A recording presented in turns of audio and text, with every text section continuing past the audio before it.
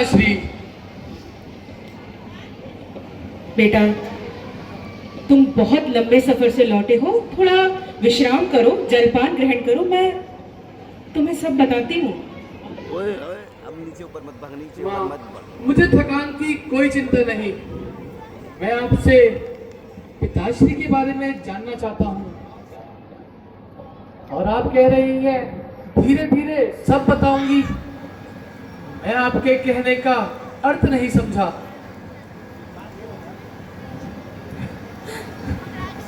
शोक। क्या हुआ माँ? महाशोक। क्या हुआ पिताश्री को? भरत, तुम्हारे पिताश्री अब। हाँ हाँ बोलो ना माँ, क्या हुआ पिताश्री को? तुम्हारे पिताश्री। बोलो ना माँ, क्या हुआ पिताश्री को? तुम्हारे पिताश्री स्वर्ग सिधार गए। पिताश्री,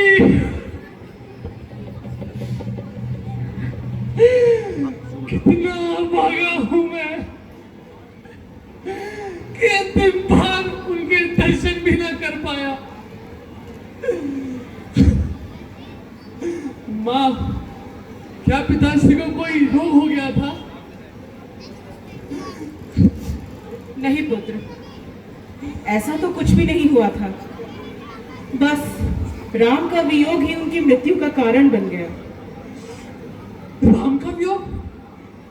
राम कहाँ चले गए? मुझे ठीक प्रकार समझाओ माँ। तुम्हें पता है भरत, ठीक तो मैंने सही समय पर कर दिया, अन्यथा अनर्थ हो जाता। कैसा अनर्थ माँ, कैसा अनर्थ? तुम्हारे पिताश्री, तुम्हें पता है वो तो भला हो ये इस मंथरा का। महाराज तुम्हारी अनुमति में राम को राजा बनाना चाह रहे थे। मंथरा ने ही मुझे सही समय पर सही सलाह दे दी। कैसी सलाह माँ? बेटा, तुम्हारे पिताश्री पर किसी समय मेरे 2 वरदान शेष थे, तो मैंने शुभ अवसर जाने पर दोनों वरदान उनसे मांग लिए। एक में तुम्हारे लिए, केवल तुम्हारे लिए मेरे लाल, मैंने मांगा है अयोध्या का राज सिंहासन, और दूसरे में राम के लिए 14 वर्षों का वनवास। बस वन जाने की बात सुन लक्ष्मण और जानकी भी राम के साथ ही चल दिए।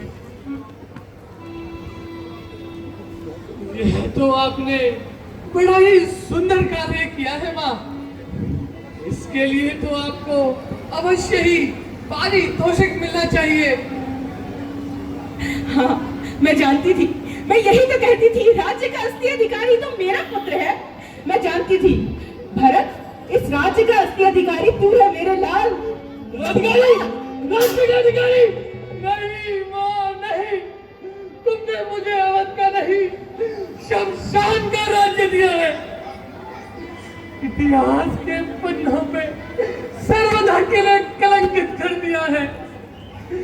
इतना सब कुछ पाने के बाद भी तुम्हारी लालच समाप्त नहीं हुई। तुमने अपनी मांग का सिंदूर मिटा डाला। जोरदार तालियां। अपनी हद को पूरा करने के लिए खुद को विधवा बना डाला, और इस भाई को शत्रु के नाम से कलंकित कर डाला। विवाह के पश्चात पिताश्री ने तुम्हें कौन से सुख से वंचित रखा?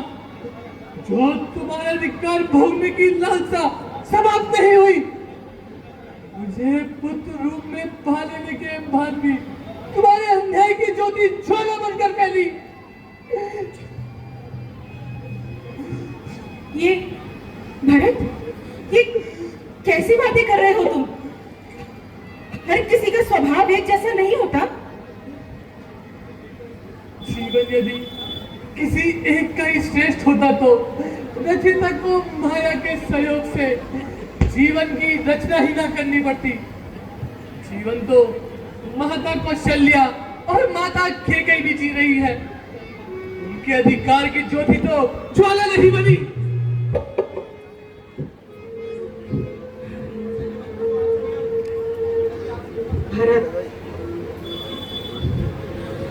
मेरी बात सुनो मेरे लाल। हर किसी की महत्वाकांक्षाएं समान नहीं होती हैं। तू मुझसे शास्त्रार्थ में क्यों उलझ रहा है? धिक्कार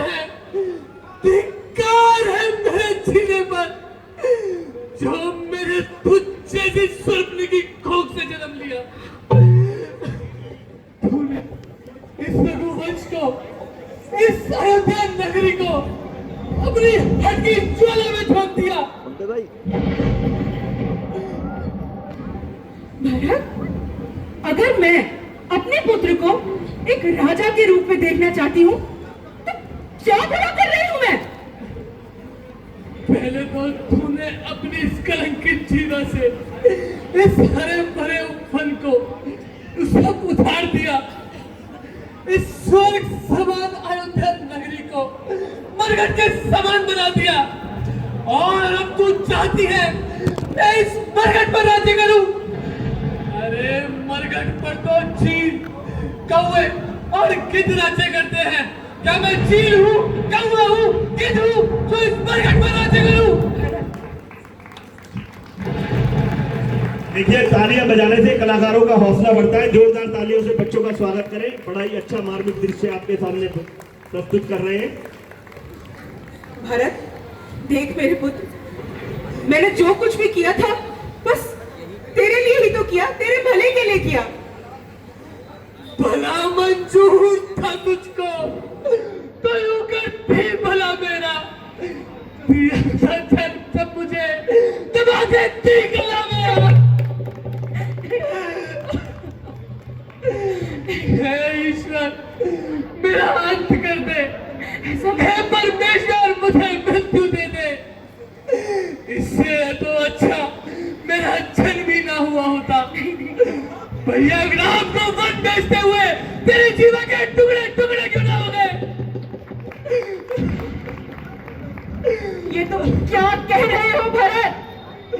मैं माँ हूँ तुम्हारी, मैं तुम्हारी माँ हूँ। नहीं, तुम मेरी बात नहीं हो सकती। तुम तो कलंक हो, कलंक, रघुवंश के माथे पर एक कलंक। जी चाहता है अपने इन्हीं हाथों से तेरे टुकड़े टुकड़े कर दूं। ईश्वर, भरत, कम से कम मेरे दूध की तो लाज रखी हो तुम पुत्र। वही दूध तो आज मुझे लगा रहा है। जो मुझको यह खबर होती तो दुनिया से ही चल देता। न पीता दूध तेरा, पीता तो उलट देता। यदि मैं उसे घर में ये परी याद करता और वह मुझे फल देता, बदल देता तेरी को, यह मुझको ही बदल देता। ऐसा मत कहो भरत। देखो भरत, जो कुछ होना था वो हो गया, उसे लौटाया तो नहीं जा सकता। मन में धैर्य धारण करो पुत्र, और ये प्रजा के हित के लिए, अयोध्या की प्रजा के हित के लिए राज्य करो मेरे लाल। राज्य करूं? कदापि नहीं। बस हो चुका हो ना लिखा था जो हमारे भाग्य में। राम का से मत चला, अब राम के अनुराग में।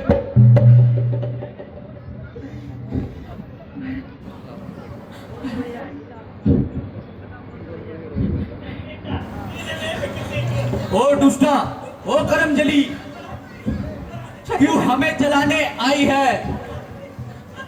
पहले रघुकुल का दीप बुझाया, अब वार्तालाप लाई है। नहीं भाई,